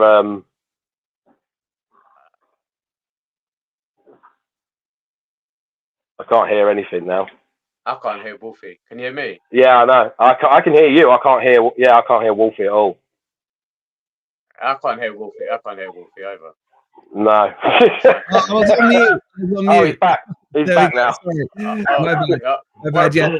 But they're all telling you to sort the baby out, mate. I think you made some great points out there. It's good to put a face to the name. I see you loads in the chat, mate. So thank you for jumping on, buddy. And no worries. Legend. See you soon, bro. All the best. Come on, you Reds. Take care. Beard, mate. Great beard. Come on, you Reds. See you later. Great points. And we've got Lucky Robot in there. Just before we get into Lucky Robot, there's still over 300 of you. Please don't forget to hit that like button and subscribe if you are new. Lucky, how are you, bro? Yeah, I'm all right. Yeah, not bad. You sure? You sound a little down, bro. I am. I'm torn. Like today was, I don't know what a win was for us today. like I don't know. Are we better Yeah. off because of a draw? I'm not sure. Like at the end of the day, we've gone back to look, I think we played better today. We played better today, without a doubt. But we're back to 10 behind the ball. So we needed to do that because if you lose 5 on the trot in the Premier League, you're done. 100%. And in my opinion, he should still be done. As much as I love him, I think like most of us, we're torn. On one hand, we love Cooper. On the second hand, I've been going home and away. When I was at West Ham away, it was like a line in the sand to me because I saw how static we was as a team, and it infuriated me. Like it's infuriating me how static we are, the lack of movement. I want us to do it for Cooper because he's a nice guy. Being a nice guy isn't enough to keep your job, and I think the whole separation in the fans is because we all love him, but at the same time, we can see there's no plan. There's no plan. And today he's had to drop all the new signings pretty much just because he couldn't trust them because they're not working. But yet what does that mean? We've chucked 200 million down the pan. So yeah, it's a fair point.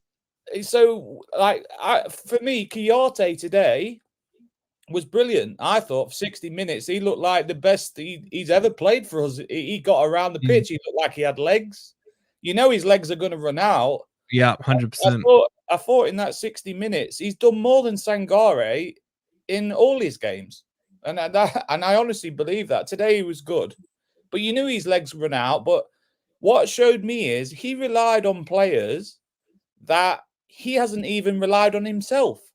So he expect Williams to come in, Quixote to come in out the cold to save his bacon.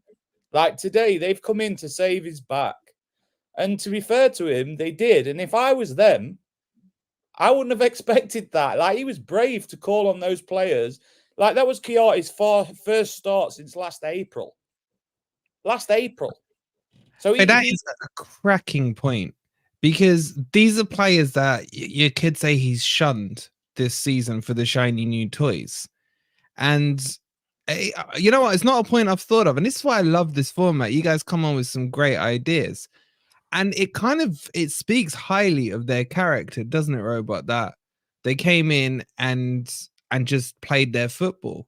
Do you think they were doing it to prove themselves rather than save him, though? What do you think their mindset was on it? I think that was very brave of him. Because if I was them, I'd be like, F you. You haven't picked me since last April. But now I'm coming in and you want me to save your job. So today, a little bit showed me they do care about him. And he hasn't totally lost them. Because at Fulham and in the last few weeks, what's upsetting me as a fan that goes home and away is there's no method there. There's no movement. Like I've been a footballer. I've played football at a decent level. And as you know, even at child level, you play in triangles. You look to give the man on the ball an option left and right. You play in triangles. When do Forest do that? Tell me a game when Forest do that. I can't. And that's what infuriates me the most. Like, it's like, okay, I really want you to succeed, but how can you succeed if we don't do the basics? Like, we don't do the basics. This is stuff that you teach kids when they're 7 years old. Yeah. And so I want him to succeed. And on the other hand, he took us from bottom of the league to top. But the one thing that most people keep forgetting or haven't really seen talked about is Cooper's success comes when we're back to the wall. That's when we're not back to the wall, he struggles. And today was back to the wall again. And what happened? We got a draw. So is he a manager that only can seem to get it out of us? And let's be honest, with Forest, he's only ever been the underdog and back to the wall until the last few weeks where he's expected to expand and he's looked lost. We've looked lost as a team. We had no identity. We still don't have an identity. Today we went back to backs to the wall football and we got a point. I think that, how far does that get you? that gets you to where we are. That gets you to a place 1 or 2 above the bottom 3, because that's backs to the wall. That's us against the world. But the owner doesn't want that. So the 5 worked. The 5 works for us. We've got the squad to play a 5 at the back. We bought the squad to play a 5 at the back. So if we stick to the 5 at the back now and we end up pushing up the league 1 or 2 places, we'll take it, because at the moment we look like fodder unless we get some points. But I can't see how that keeps you in a job, like, because the coaching and the basic pass and move, the triangles, the way that we should be playing football to have an identity as a club. The thing is, I don't want to shit on other fans, pardon my French, but Go a for lot it, of mate. Go people for it. just follow it with their heart. And he's given me the best time. I'm 40 odd years old. So obviously when I was a kid, we was in the Premier League. And I've seen us with good players over the years. But now he's given me the best time as an adult. I was born in the year we won the European Cup, so I didn't get to enjoy that. So I've gone through the years where we've struggled in the Premier League, but also we've had some okay times. So he's given me the best time as an adult, and I will always respect him and love him for that. But at the same time, can anyone honestly tell me where we go from here? Because I can't see it. I can't see it. I think you're making some absolutely cracking points, mate. It almost feels like the progression is circular. I don't know if that makes sense. We get to a certain point, you start to feel like there's progression, and we just circle back, go through a run of defeats, and we end up to that point you were saying, backs against the wall, and then suddenly we start the cycle again. So there's no I movement, agree it's with just that. kind of circular. You know what I mean? Yeah, 100%. Yeah. That's how I'm seeing it. So at the end of the day, none of us want. Every one of us would choose for Cooper to be a success. Let's get that right. If we could choose for him to be a success, then I would take that now, and I would love him to do it. I would love him to do it more than anyone else. And I think we all agree with that. I think we 100%. all agree. But at the end of the day, if you know football, let's all be true to ourselves. And do we see a progression in football? Like, no matter who's playing on that pitch, you have a methodology. What is our methodology? I don't know it. It's just let's play backs to the wall, play 5 to the back, sit deep and try and catch someone on the break. That's okay when you're trying to survive. And when we was in the Prem, it was great. In the Championship, it was great. And we had good players like Jed on the wing and attacking players. We don't really have that now either. So, like, we don't have much pace. We don't have anything up front. And I really do think if you see the drop off a cliff we've had, it all ties in with when Taiwo stopped playing, which was the Villa game. We fell off a cliff after the Villa game. But the movement, the pass and move, the tactics weren't there long before that. So it's like, okay, now we haven't got the tactics, but we also haven't got a striker to bail us out. So this is why we've hit a wall and we're falling off a cliff currently. Mate, I can't, even if I wanted to, I can't argue with what you're saying. A lot of your points are spot on. I feel those same frustrations you've got. And it's a case of, I guess what we're saying here, Robot, is the progression enough, if at all, at the moment? And are we actually kicking the can down the road? Because what's going to happen once we get to Spurs? What if we lose to Spurs on Friday? Let's assume Cooper makes it there. And then what? Maybe he survives. Then we get to Bournemouth. We draw with Bournemouth. Then we go on a run of, maybe we lose to Newcastle. We lose to Man U. It's not progressive, is it? If you look at Bournemouth now, they've won, 4 out of their last 5 or 6? Going to Old Trafford, winning comfortably. And they came up at the same time as us. Do you know what I mean? And they've had a newer manager who's had less time than Cooper has. So it depends really who you're running the parallel. But they've also got a striker who's scoring goals, Solanke. Yeah. And the thing is, that's the thing. And I think this is where everybody's like in a rock and a hard place, because we know if we had Taiwo today, in my opinion, we win that game today. Yeah, we were better than Wolves today, and that's no mean feat. They've beat Man City and Spurs at home. Yeah. So I think today But we did the typical thing, backs to the wall. This is where we need a result, so we'll go and do it. But without a striker, even if a new manager comes in till January, I don't see miracles, because what they're going to do? No one's going to make Chris Wood score or Origi. But I thought Elanga did okay, better than he did up front before on his own. Yeah. But that's because the 5 suited us, and I thought our defense looked so much better and our midfield looked so much better. But without a striker, what do we do? But I have to blame. I mean, the thing about what I don't see a lot of people talk about is all Cooper's the fallout behind the scenes has been because Cooper's wanted players that have flopped massively, like Chris Wood and John Joe Shelby and Andre Ayew. Like, we've got Chris Wood and no other option because he wanted Chris Wood, and he's not picking Chris Wood now because he's not good enough. But we spent 15 million on Chris Wood and 90,000, or whatever, and 100,000 a week. So we haven't got another option because Cooper chose that. So that's the manager's fault as well. It's easy to say, "Oh, it's not. What can he do?" Well, that was his choice, though. That was his choice, and they're the kind of choices when you're the owner and you're thinking, "I'm getting all the shit here," but yet you wanted him, and I give you him. So, there's loggerheads. That's where the loggerheads is, because we've give players then after that because we don't trust who he's going to pick. And at the same time, then he don't want to play him. Like Bardet's gone on to play in the European Cup final and win it, yeah.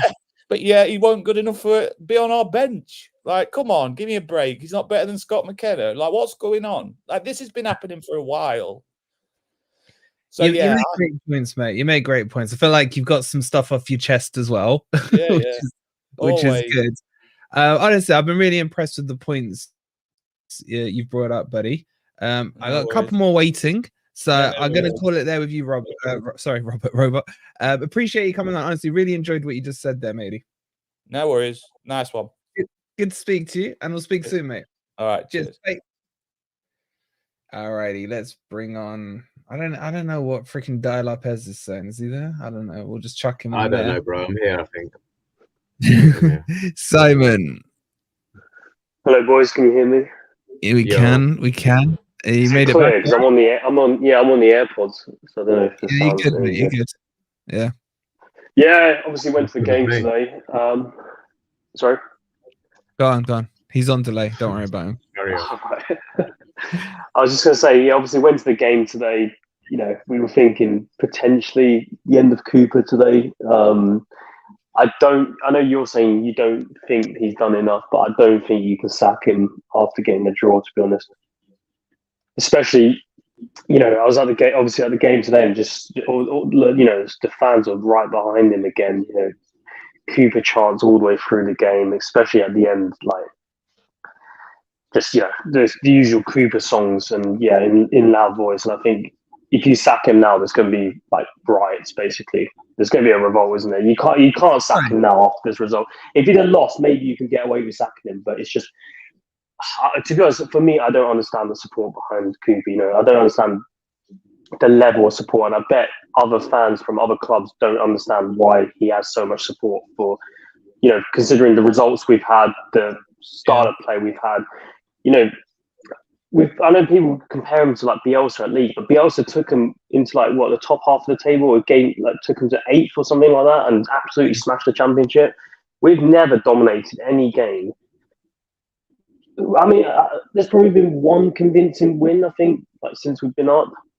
Every game it feels like it's just backs to the wall, as you said, fighting. And today he reverted back to that. So obviously he tried to change the style of play, and that's been a failure, isn't it?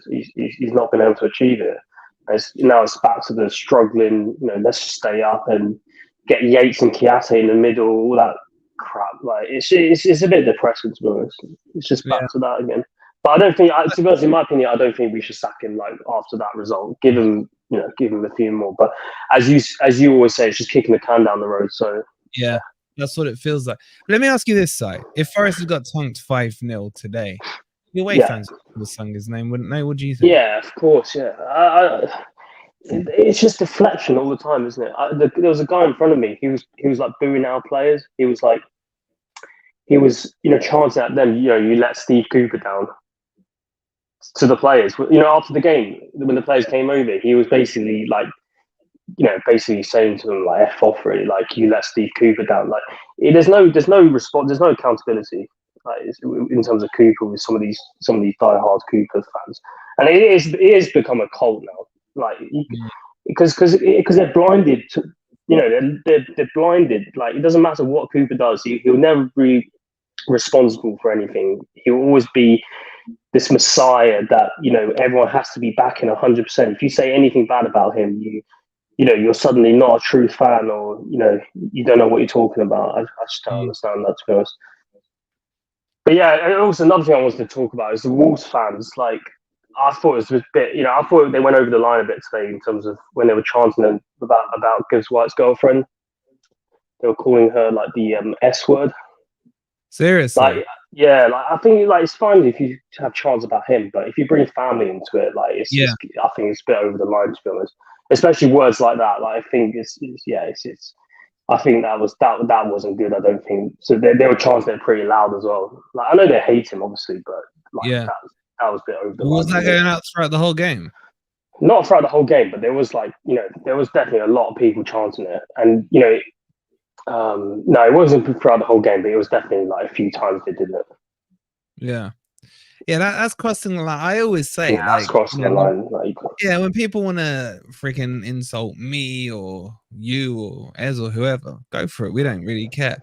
When people have to stoop to talk about family members and stuff, whether it's online or social or actual players, that just shows. I think it says more about them than it does about the person they're trying to insult. To be honest. I thought that was a bit disgraceful, to be honest. Yeah. But yeah, in terms of just in terms of the general performance, like I thought it was back to last season, wasn't it? Like, yeah, it was okay. The result was all okay. Like, probably would have taken a draw at the start of the day, but yeah, there's no progression. It's just back to the usual, back to the last season, really now. Yeah, but the thing is, it comes off the back of a 5-0 slapping, a terrible performance at Everton. So I think there's a lot of short-termism in terms of people looking at these results and thinking, well, it was better than Fulham. We got a point. Let's build on it. I reckon will be the flavor of this week in terms of the quotes you'll hear from people who are happy with it. But what happens if we lose to Spurs on Friday? Is this now becoming a revolving one-match contract until he goes on a run? It's not sustainable, is it? It's just there's no sort of sense of I just don't get a sense of any sort of like project with Cooper. There's no sense of improvements. It's just he's just getting by, isn't he? Like it's like ever since we came up to the Premier League, he's just getting by. He's just surviving. He's just just scraping through, and there's no sense that we're improving as a team. And I know what you mean. Like, but to be honest, I think Spurs might be a game that he can do quite well against. Do you have that feeling? It'll be like Villa again, won't it? Where they're playing that high line, so that basically plays into his hands. Like, if you want to offer Cooper any team to play against, it'll be Villa and Spurs. 100%. He hates the low block teams. Like he just doesn't know how to face them. Exactly, and it goes back to what I've always said, and I still stand by it. He will prefer those teams over those teams around us because he's the underdog, and maybe he can squeeze a win or result out, so it's interesting. Yeah, exactly. But yeah, just for me, obviously, I want to see a new manager come in at some point, just to take us to the next level. I'm not saying Cooper. Obviously, we all appreciate what Cooper's done, but it's just like I always say, it's like when we had Worrell and McKenna. Like, if you put Worrell in the team, he'll put the effort in. He loves the club. Occasionally, he'll win you a game. Do you know what I mean? Like, he will do good things, but if we bring in the upgrades like Murillo and who else we've got, like Bolly and all that stuff, all those guys, Newcastle, it's an upgrade, isn't it? I think with a manager, I just think we need an upgrade, to be honest, because I just don't understand this loyalty to him. Like, I can understand a bit of loyalty, but now it's just getting ridiculous. It's getting blind loyalty, cult. It's basically a cult, isn't it now? Yeah. And I don't think it helps that the media. I don't think it helps the media. It's just they don't watch Forest, and they just have this narrative where he's a good man. He's a good manager. He's done such a good job at Forest. That's all you hear from the media. It's like if you actually watch our games, like it's the pundits, isn't it? You'll see some of the pundits. I'm just first thing that comes to mind, Merson. I don't know what he said. I'm just using his example. He'll be like, yeah, they need to back Cooper. He's doing a good job, blah, blah, blah. Yeah. What do you predict the score will be, Merson? Oh, they'll lose. So why are you saying that they should Yeah, back? I know. And it just pisses me off where you get all these like ex-Liverpool people, and because Cooper was, affiliated with Liverpool when he was coaching there, they all just say what a good job he's doing. Yeah, a lot of the Liverpool guys seem to be, and there's a lot of the Liverpool fans always seem to be big Cooper fans, but they have no idea what, they don't watch us. They don't have any idea what side of football we play. I always say the same stat. Big fans of his right now as well, aren't Oh they? yeah, definitely.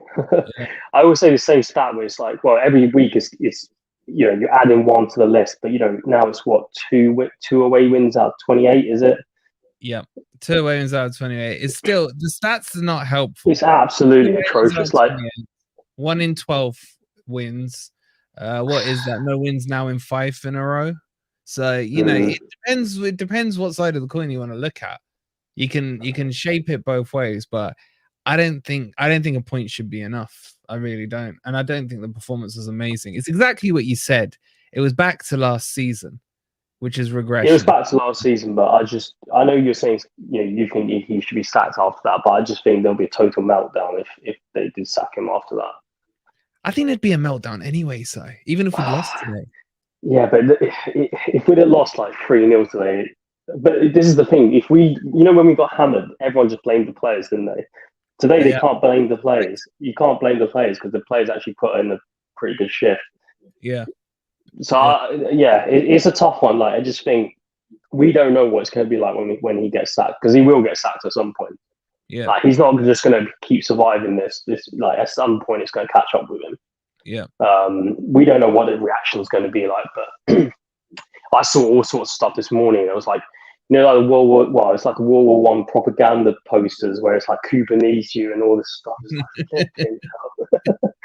I saw these people with these badges, not at the game obviously, but on like, social media with like these badges. It's like I'm 100% backing Cooper and all this stuff. It's like based on what? Like what? Because he got us up. There are plenty of managers that have got the teams up. Like what? I saw a whole list of them. There was a whole list of them, and not many of them you would want to hire for your football team. Like Dean Smith. Who else we got? Like there's loads of them. Houghton. They all got clubs up into the Premier League. It's not. It's not like there's loads of them. Like the standards are on the floor with Forest. Like honestly, it's like most fans, if they watched that today, they would have been like, dreadful. I would say the same thing as well. If we sacked Cooper last season, we brought a new manager in, and he's performing like how Cooper's performing, everyone would be on his back. Like everyone would be saying, "Get him out of the club." So why is it any different with Cooper? Yeah, that's the best. I know. Point. He kept us up, of course, but that's last season. This season's completely new thing. I don't like his backroom staff as well. I don't think they bring anything to the table. If you look at other like coaches, they have a solid backroom staff, don't they? That's experienced. Our guys are not experienced. They've got no Premier League experience. And at the same time, sorry to cut you off. Yeah. Look what Areola's doing now. I I know. We rated him, didn't we? Me and you were both saying, like we were like, oh no, like when they got rid of O'Neill, because we wanted O'Neill to stay in there, so we don't rate him. As soon as they brought the new guy in, I was like, oh no, like I'm worried about Bournemouth this season because they're going to do pretty well. And obviously, Fletcher's taking the piss out of him at the start, saying, thankfully we didn't take him at Forest. It's like, yeah, I'm sure we would love him at Forest now. When would Cooper ever go to Old Trafford and win 3-0? Well, we went 2-0 up and blew it, and he goes 2-0 up and they push it on to 3-0. Yeah. It's Well, actually, tell me the last time we won 3-0 in a game. That'd be an interesting one. It's got to be back in the Championship. It really has. It hasn't been in the Premier League, has it? 3-1's the best I can offer you in the Premier League. And even that was a lot of jeopardy in that game. That wasn't easy. Yeah, we went behind as well on that one. Yeah. Cool. All right, matey. Well, I think we'll wrap it up there. The time's flown by. It's nearly been 2 hours on the show. I've enjoyed everyone's views. I think everyone's come on and made some really good points, both for Cooper in, Cooper out, Cooper on the fence, and about the performance and everything. So I've really enjoyed the show. I hope you guys have as well. We'll try and do this after the same day of the evening of each match. So God knows what time that would be for Spurs. But if you haven't already, please do hit the like button. Subscribe to Forest Fan TV if you are new. Leave us some comments on your thoughts. Maybe who was your favorite guest on that came on tonight? Let us know in the comments down below. We'll see you tomorrow for Grumpy Old Reds. Let's see what the panel think there. And thank you for everyone who's participated. And come on, you Reds.